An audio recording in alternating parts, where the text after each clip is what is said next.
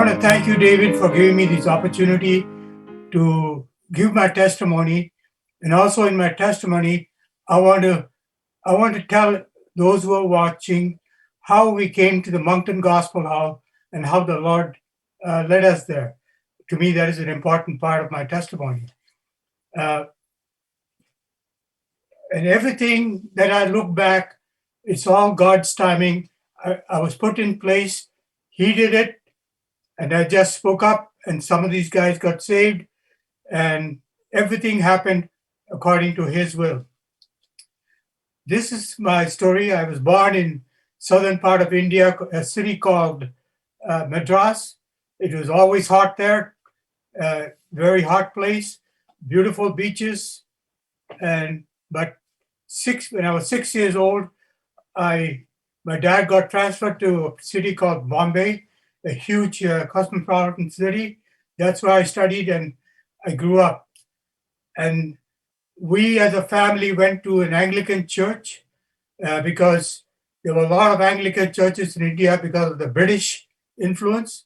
And I was involved with the youth ministry. I was involved with them. One day I was coming back from church and I was right in the busy streets of Bombay. Bombay, you can just imagine, crowded.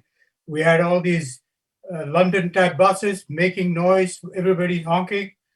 And I was polishing my shoes and Having shoe polish. And there was a big guy who came there, a tall man, very strong looking guy. He asked me and my friend, "Where are you guys coming from?" And I said, "From church." He said, "That's good, but do you know the Lord?" And he opened his Bible and started telling us the gospel. But in my pride of being from a religion, I was a little bit upset at him. Who is this guy to tell me about this because I'm so religious? But as he started speaking, I realized this man knows something that I don't know. How did he know so much? And I have no idea about the gospel. And that really shook me. Even though I didn't get saved that night, I went home and I told my parents what happened. And my dad said, "Oh, don't trust these guys. They could be a Jehovah's Witness." Anyway, I went about, but there was an emptiness in me.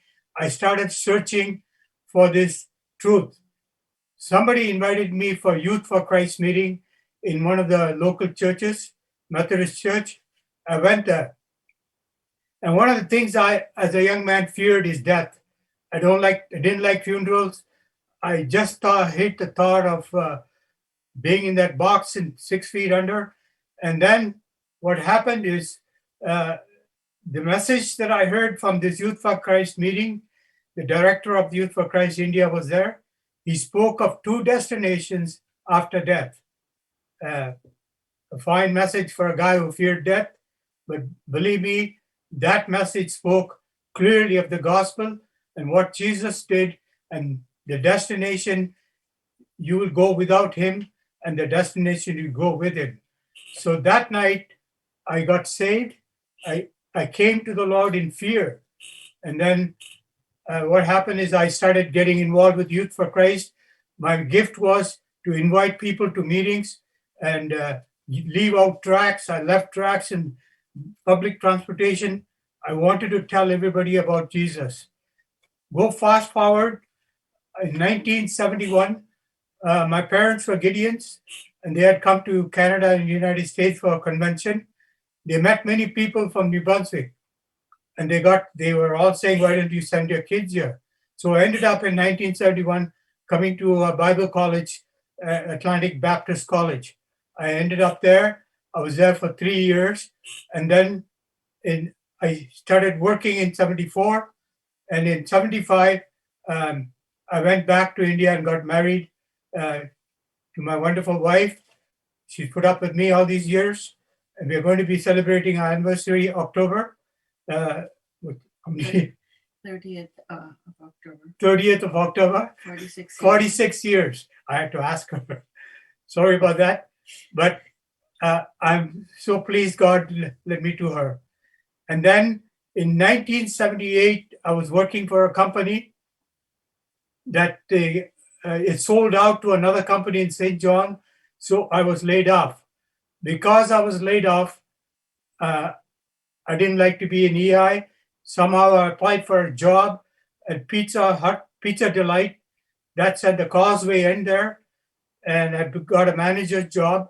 And there I hired a girl who said she likes to have a job. She was a Christian, wanted to go to Bible college. And because of that, she came and I was telling her one day, oh, this is not my trade. I'm not happy here. She went and told her dad the story. And he one day called me. He worked for CN as a supervisor in one of the um, equipment department. And he asked me my qualification. He said, I'll tell you, I'll get you as far as them calling you for interview, but the rest is yours. You have to pass the written test and all that. I said, sure. And then I got the interview uh, and I got the job. Uh, and the reason I tell you this is in those days to get a job in CN, unless you know somebody inside, you can never get in. A fellow like me would have never got in. God made it possible for me to find a man who would help me from the inside by hiring that girl. So I see God's hand even there. In 1978, I joined CN, and then fast forward, I got another division to work in Symington, very close to where your gospel hall is right now, in the hump yard. There, I found job. The job was good, everything was good, but I was having a hard time with the fellow workers who didn't accept me very good. I won't go into details, but I had to deal with it in a tough way. There was no human rights, but I used the gospel to get rid of these guys who were giving me a hard time. And one day, I found out there were a bunch of Christians who were gathering at the locker room to have Bible study and meetings. So I went and joined them. It was much better then. And then one day I saw a young man sitting on the other side. He was sitting alone. And I asked these guys, why don't you invite him to this group? So they said, oh no, he's crazy. And that man was Rick Party. And what happened after that meeting, I was asking to uh, somebody to somebody to find out if they would do carpool with me uh, because I was living in Riverview. And Rick thought I was asking him, and he said, I live there. I'll go with you. So I started traveling with Rick, starting telling him about the Bible and gospel, and he was very interested. And but I also told him something. I saw a documentary which talked about finding the Noah's Ark, and Rick was so excited. And I know he went home, read the Bible, and he was saved. And another man that I met. The reason I got to tell you this is before I came to the Gospel Hall. There was a man called Luc Bergeron. He was a Frenchman. He was sitting in the lunchroom with a bunch of us. And one of the guys, I didn't know Luke from Adam. He was sitting there. And one of the guys asked me about another guy. Is that man into Christianity or is he out? So I said, you don't go in and out of Christianity. You're born again. I started speaking. And that became a shouting match. And then all of a sudden, Luke Bergeron got up, and he got up so angrily, he pointed my finger, and he used a four-letter word, and he said, that's what the Bible I think about. And everybody laughed. So I shouted back at him. I quoted Ephesians 2:8 and 9. And I told Luke, read it. You read it. I'm not going to read it. And then he read it aloud.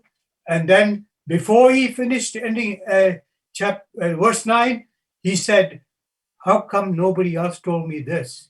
I believe right there the Holy Spirit touched his heart and he got saved.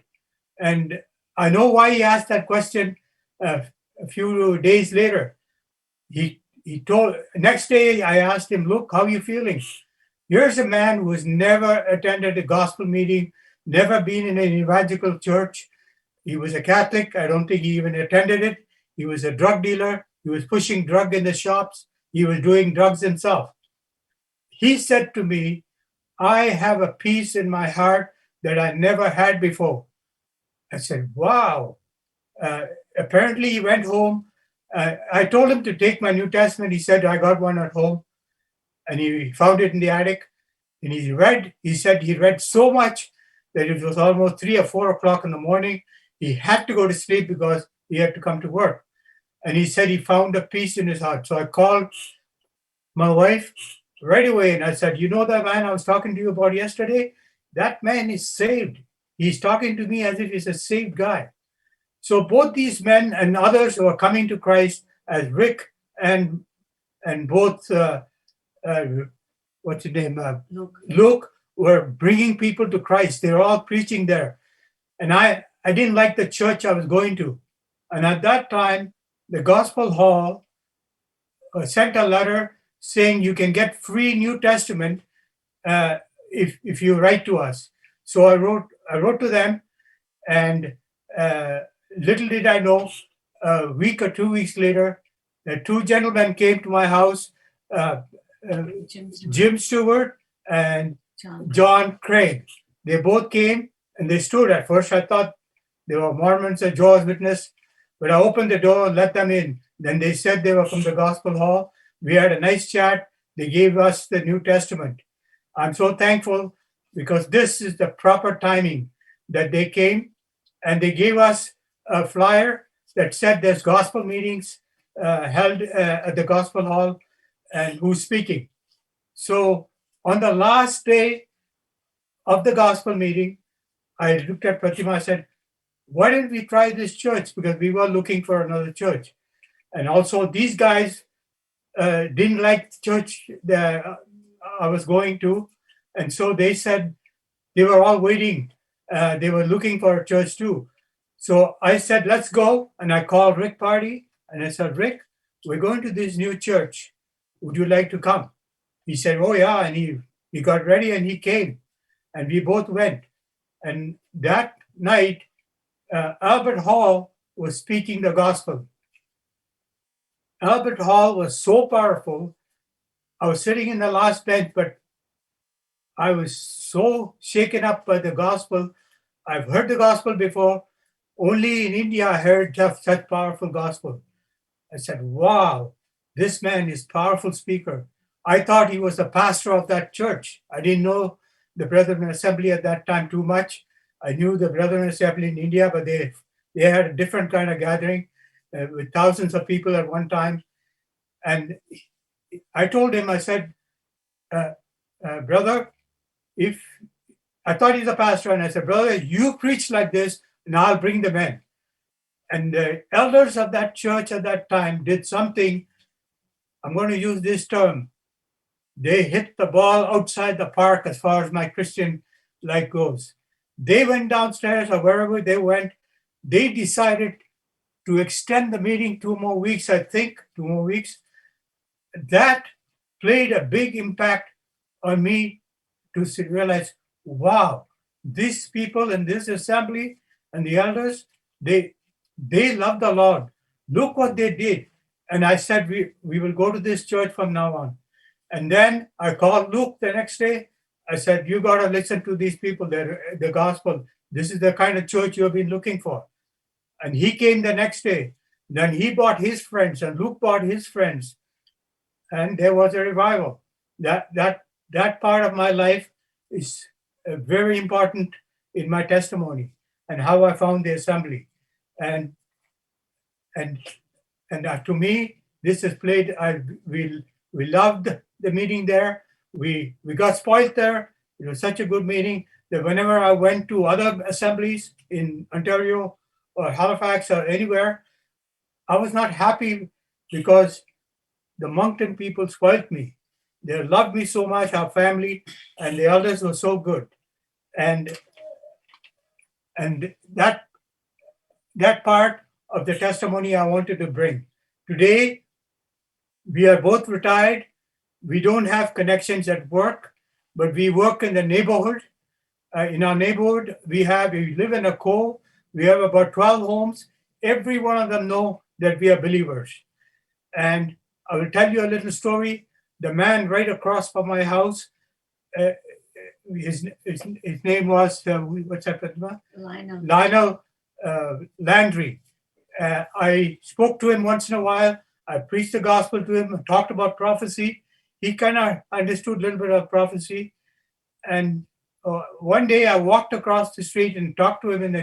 I said, Lionel, how are you? He said, I'm dying. I said, what? And I said, are you do you know where you're going in eternity? He said, I think so. And I said, I think you should know so, not think so. And one day, uh, I was working in my garage. The two of his daughters came running. They looked panicked. They came to me and said, are you the one who talked to my father about religion? I said, no, I was talking to him about Jesus. He wants you right now. He's calling you. So I cleaned up my hands and went with my Bible. I sat next to him in the bedside. Uh, he had bone cancer and he was really in pain. But the nurses were coming and giving him medicines to kill the pain. His wife and the two daughters were listening from the other room. I gave the full gospel and I said, Lionel, you should know. And he shook his head. He said, I know. And then he accepted the Lord. And that was one of my great things that happened in my life. And then a few days later, one of the daughters called. Uh, he said, because we never went to Catholic church, none of the priests would come and see him. And that's why we came to you. And she said, there's nobody to do the funeral. Would you do it for them? I said, I'm not experienced, but I will certainly do it. I will tell them about his testimony and how he accepted the Lord and the gospel. And they said they're fine with that. But what happened is he lived a little longer. And during that time, we both went to Florida. And unfortunately, at that time, he passed away. So I couldn't really do it. But my story here is that we are involved with the neighborhood, and we also have a small meeting outside of the church we go to. It's East Indian people have got together and they formed a small group. We used to meet once a month, and I was preaching there most of the time. But because of the pandemic, we are all stopped. We are on Zoom meetings, and there too, I'm asked to preach, and I'm preaching. This is how we are working out. And yes, I want to say that my wife has been a great witness at workplace in Hydro. She's been a person who's been preaching the gospel to these ladies. And even last week, she went out for coffee with those ladies, and she told me how they reject the gospel. And so we are both working here and working for the Lord. And we are so glad that God saved us and most of all, brought us to a wonderful meeting place like the Moncton Gospel Hall. I learned more there about the Bible than my Bible school. And this is my testimony. And I want, if anybody is watching and is not saved, accept the Lord. Our children. Yeah. And we have 3 kids. They're all saved. They all have good jobs and they are living in Winnipeg. Thank you so much, David, for giving me this opportunity to, I think I have 5 minutes, but I'm okay to finish here because I've said what I have to say. Thank you for giving me the opportunity.